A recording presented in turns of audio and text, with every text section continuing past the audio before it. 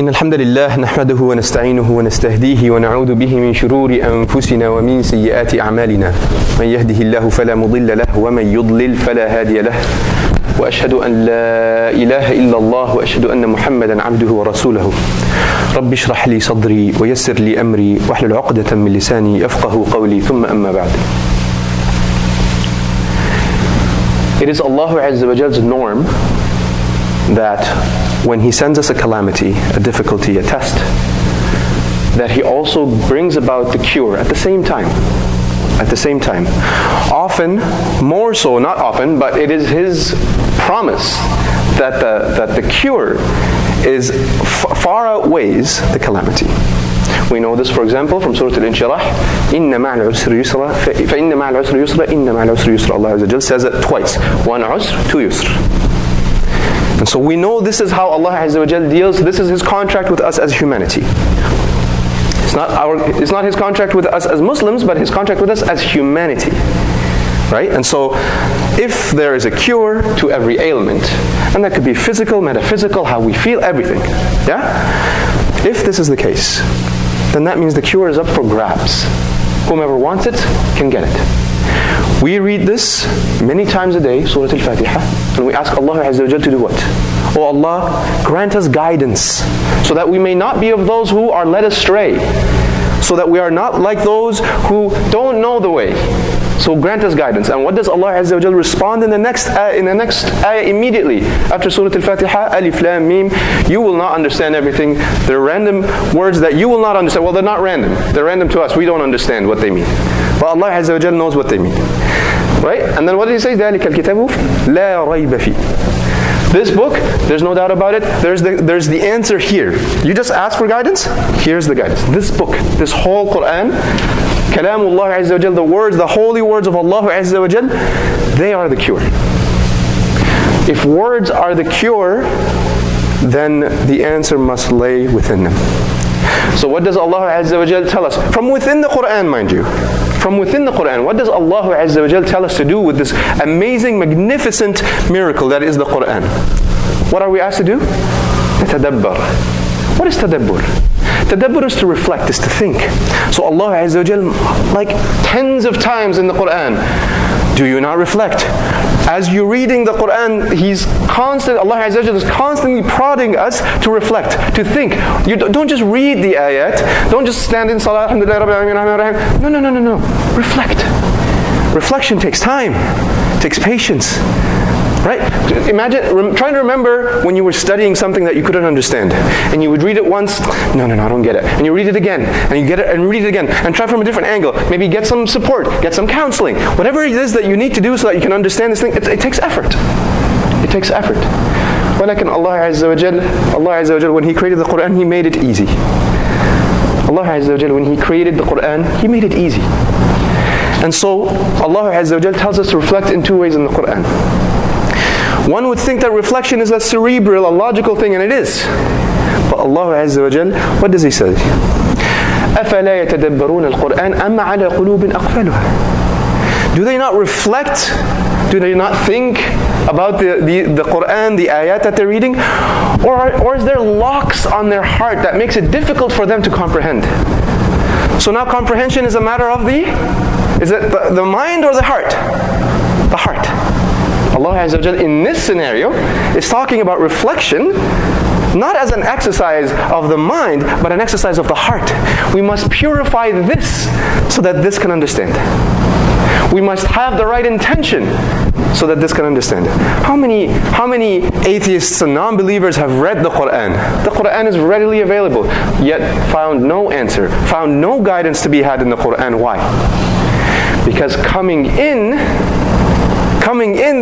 they are coming in with a different intention. You see? So there is there's a lock on their hearts in that scenario. I'm not saying all.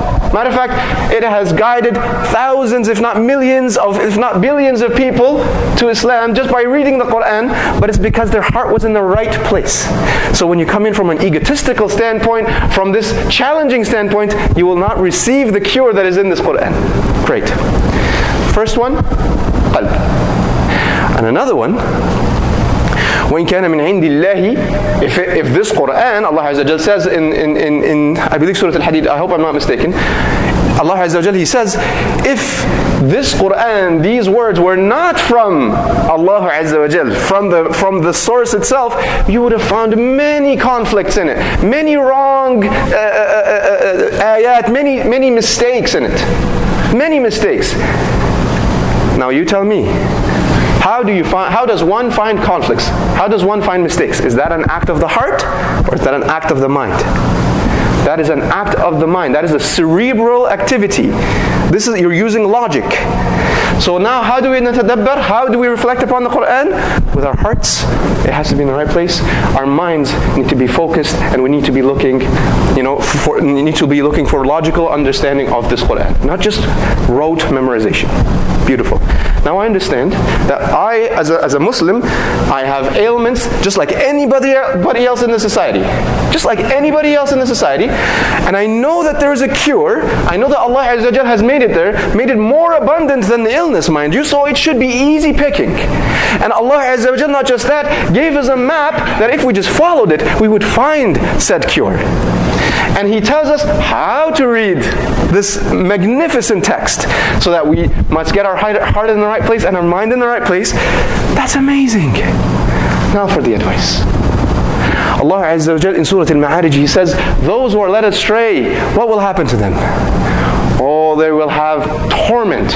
And He goes into great detail of how that torment is. He talks about hooks and things that rip out flesh. It's miserable. None of us would want that. None of us would want that. And then He describes the state of man.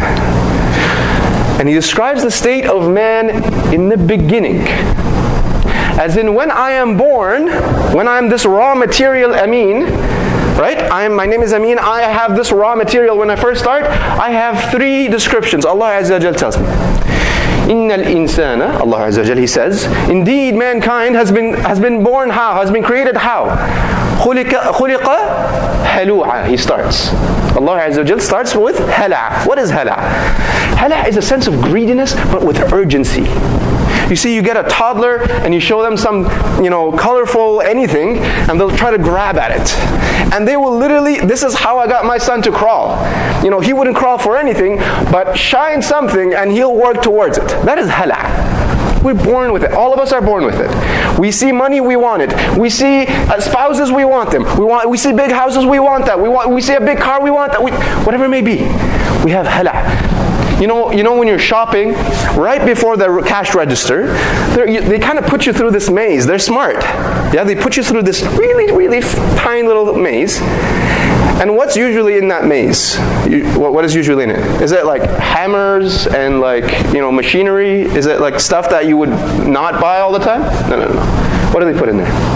They put chocolates and sweets and junk and this and that and rancid magazines and whatever it is that would really elicit that impulse in you, that hala' in you. Because you see it and you're like, I'm so here, I'll take it.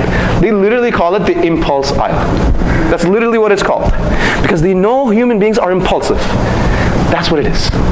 That's what Allah Azza wa Jalla describes. خُلِقَ الْإِنسَانِ إِنَّ الْإِنسَانَ خُلِقَ هَلُوعًا إِذَا مَسَّهُ الشَّرُّ جَزُوعًا. When calamity befalls this man, they panic.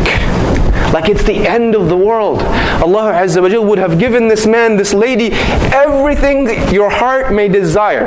But they couldn't get that one Prada bag. They couldn't get that one car. Oh, I was late for this, and suddenly, woe is me, life is terrible, why has God forsaken me? Life is so difficult, you guys. Oh my God, if only you knew how I feel right now. إِذَا مَسَّهُ الشَّرُّ جَزُوعًا. We panic easily too. Look at this COVID thing that we're in. It makes logical sense that we must care for one another. Yeah? Makes logical thing. If all of society were my brothers, I would behave a certain way. But because it's like, well, who's he? Who's she? And so I start to panic, looking for what's mine, and then what do? I go rush to Costco and get all the, toilet supplies. I don't care if anybody gets any. I'm just going to get as much. That's panic. إِذَا مَسَّهُ الشَّرُّ جَزُوعًا. Jaza'. Like this, like, oh, I can't stand it. This is Allah Azza wa Jalla describing the state of man. Is this where we should be, by the way, or is this just the starting point? This is just the starting point. This is just the starting point. وَإِذَا مَسَّهُ الْخَيْرُ مَنُوعًا. And when Allah Azza wa Jalla gives man something, they don't want to give to anybody else. When Allah Azza wa Jalla gives someone this great position that they've wanted their entire life, and they've all in their mind, they're like, I don't care about money. I don't really care about money. I just want to have a comfortable life. But then when Allah, and they tell themselves, oh, and if Allah Azza wa Jalla was to just grant me this, oh, I would give sadaqat, and I would be this like generous man, this generous woman. But then put in the situation and tested with money, tested with the things that they wanted, they do not share. They do not share. They feel, I've earned this. I worked very hard. I've worked since I was 7 to get where... That's what we hear, yeah? These are the traits of man as Allah Azza wa Jalla has created them. And so it's not very weird for us to hear that malaika in Surah Al-Baqarah, when Allah Azza wa Jalla creates Bani Adam and He says, oh, I will make him, what? Responsible for this dunya. Subhanallah. And malaika say, oh my God, they're going to shed blood. They're going to fight. They're going to create war. They're going to create chaos. Allah Azza wa Jalla says, Inni a'lamu ma la ta'lamun. I know what you do not. Because what Allah Azza wa Jalla knows is that this is the starting point. The initial point. Not the end, not the goal, not the target. Alright, this is our start. Let's consider this our ailment. How do I evolve from this? How do I get from point A to point B where I want to be? Where when I look at the Rasul alayhi salatu wasalam, I'm like, he is everything that this is not. Rasul alayhi salatu wasalam is everything that this is not. When Allah Azza wa Jal gives him khair, he is not manu'. He is the opposite. When Allah Azza wa Jal tests him, he does not panic. He has calm, and he knows that Allah Azza wa Jal has his back. He is everything that this is not. So how do I get from here to where the Rasul alayhi salatu wasalam, لَقَدْ كَانَ لَكُمْ فِي رَسُولِ اللَّهِ أُسْوَةٌ حَسَنَةٌ. Allah Azza wa Jal, He says, in the Rasul alayhi salatu wasalam, there is a great example to follow. If you only could be like the Rasul alayhi salatu wasalam, you are saved 100%. You are the best of man if you can get there. How do I do this? Wallahi, Allah Azza wa Jal doesn't make us work very hard for it. Allah Azza wa Jal does not make us work hard at all. Because in the next ayah, إِلَّا الْمُصَلِّينَ. Ya subhanallah. Ya subhanallah.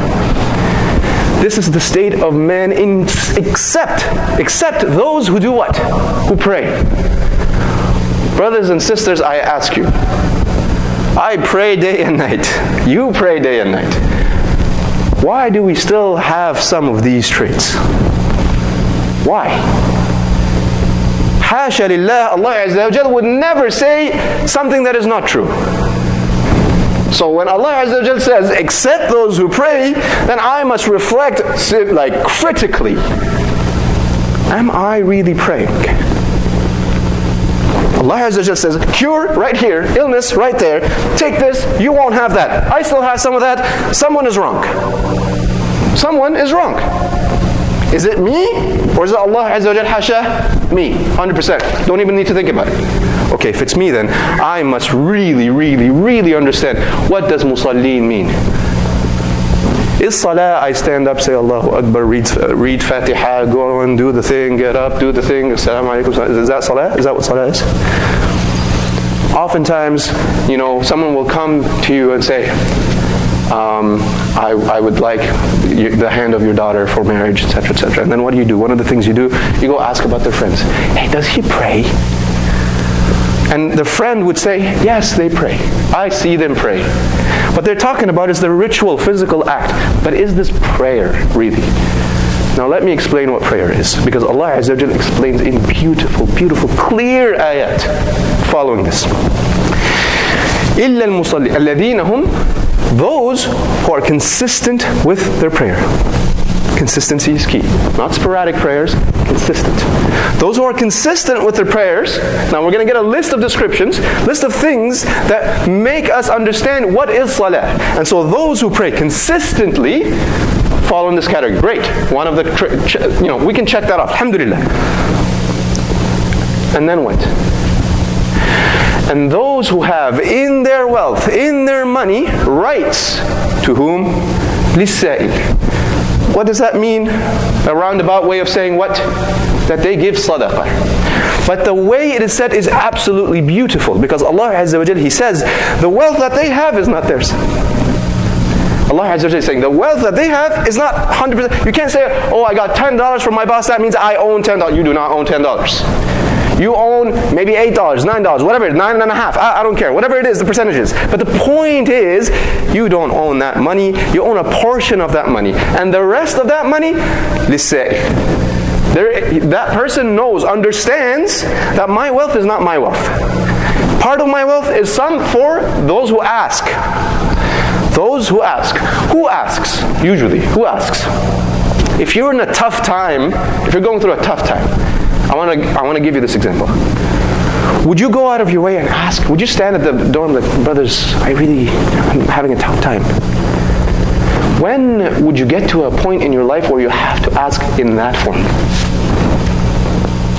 Are you not humiliated, absolutely crushed when you do that? Every piece of dignity in us that Allah Azza wa Jalla has created in us is crushed, obliterated when we do that. So this is the last response. This is when I have nothing else. This is when it's just me and Allah Azza wa Jalla, and I just need someone sent to me by Allah. I have nothing else. This is a grim reality for someone. So للسائل, that is a right. If I have $10 and they need something, that is a right. They have put themselves so down, it is crushing. So it is their right. It is their right that we give them that money, because it's not ours. It is not ours. It is their right. Well, wallahi, we will be asked about that money that is theirs on that day. So that is للسائل. But Allah Azza wa Jalla does not leave it there. للسائل والمحروم. See, this is someone who also doesn't have, but he does not ask. Out of perseverance of the dignity, he doesn't ask. He's going through a tough time. She's going through a tough time. She's trying to raise her family, but she doesn't have that much wealth. She doesn't have that income. Nobody to support her. But she's not in such a bad situation that she feels like she has to go out and ask like that. So she's trying to make ends meet, and inshallah Azza wa Jal will give me rizq through this means or that means. So she's hopeful. Now, I have wealth, and of that wealth, a portion of it is للسائل, and a portion of it is للمحروم. Just like it is their right, it is her right, it is his right. How do I identify this person? How could I possibly know? He who does not ask, she who does not ask. How could I possibly know? I can't. But I can, can't I? We're just not digging hard enough. If I know my community, and I understand the people that are with me, and I care about them, and I ask them, how is your day? How are you doing? Not just my tight group, the community. Then I would know these people, wouldn't I? If only we talked to one another, we would know. And so built into this is a sense of relationship between the community, so that we grow stronger with one another. It's built in. للسائل والمحروم. And Allah Azza wa Jal goes on to describe all of those people that we're supposed to give money to. So للسائل والمحروم والذين يصدقون بيوم الدين والذين هم من عذاب ربهم مشفقون. Those who believe in the day of judgment, those who believe in the day of judgment and are worried of it. But Allah Azza wa Jal does not use yakhshun, yattaqun. Yakhsha means I am scared, I am worried for this. Yattaqi is I am scared and I'm taking corrective actions. He does not use these words. He says mushfiqun. So what does shafaqa mean? Shafaqa, it's a muta'addi, it's a transitive word, which means I can be mushfiq on myself. Oh, forgive me, I did not explain what shafaqa means. Shafaqa means I worry for someone. That someone can be myself. I believe in the day of judgment, and I know it's going to come, and I know there is no escape, and when the time comes, that's it. What is done is done. I know that, and that makes me worried, so I worry for X. Who's X? I worry for myself, 100%. We should 100% worry for ourselves, because Allah Azza wa Jal even says, no one can know their own fate. Right? Like غير مأمون. Like I have no idea. I shouldn't feel 100% say, oh, I'm going to get into Jannah. Yeah, I'm good. I prayed. No. We don't know. We don't know our end. So no one feels that complete sense of safety, like, oh, they've done well for themselves. And so shafaqah is for ourselves 100%. We must worry for ourselves 100%. But it is by nature a transitive property, which means what? Just like I worry for myself, I worry for others. I worry for others. When I have that relative that isn't doing so well, that isn't walking such a straight line, I worry for them. I care about them. When I have that one friend that I see that isn't on the right path, I worry. This is all under the umbrella of what? إِلَّا هُ إِلَّا الْمُصَلِّينَ. Those who pray have these properties. Those who pray possess these characteristics. They care not only for themselves, they care for the community at large. They care about each other. They worry, they understand that what they are given is to be shared. They understand that where there is punishment, we must all protect ourselves from that. And that we must constantly remind each other, constantly. It's not just like a me society. It's a we society. When Allah Azza wa Jal explains to us getting into Jahannam, they get in together. And when they get into Jannah, we get in together. Zumara. We get in holding hands. Can you imagine? I want you to imagine going into Jannah. You don't just walk in. Allahumma arzuqnaha ya Rabb. What happens is you're holding hands with the people you love. It is a group activity, for God's sakes. It is a group activity. Even dukhul al-Jannah, even the entrance of Jannah is a group activity. So what we must remind one another, Salah is not just a ritual. Salah is everything within. إِنَّ الصَّلَاةَ تَنْهَى عَنِ الْفَحْشَاءِ وَالْمُنْكَرِ وَالْبَغْيِ. We hear that said every time there's a khutbah. It is an ayah in the Quran, and what it means is Salah protects us and wards us off from sinning. Why? How? Because if we do these things, I will have someone to remind me when I veer off. I will have someone to, I know you're a khatib and all, but like, you've been, missing the mark a bit. That's what we need. No one's above it. Yeah? So the whole point of Salah, is a corrective measure. It's a way for us to kind of check in with Allah Azza wa Jal. 5 times a day. Am I on the right path? Am I on the right path? Ya Allah Azza wa Jal, grant me the right path. If I'm not on the right path, give me the right path. Oh, this is what Salah is all about. أقول قولي هذا وأستغفر الله لي ولكم ولذكر الله أكبر والله يعلم ما تصنعون.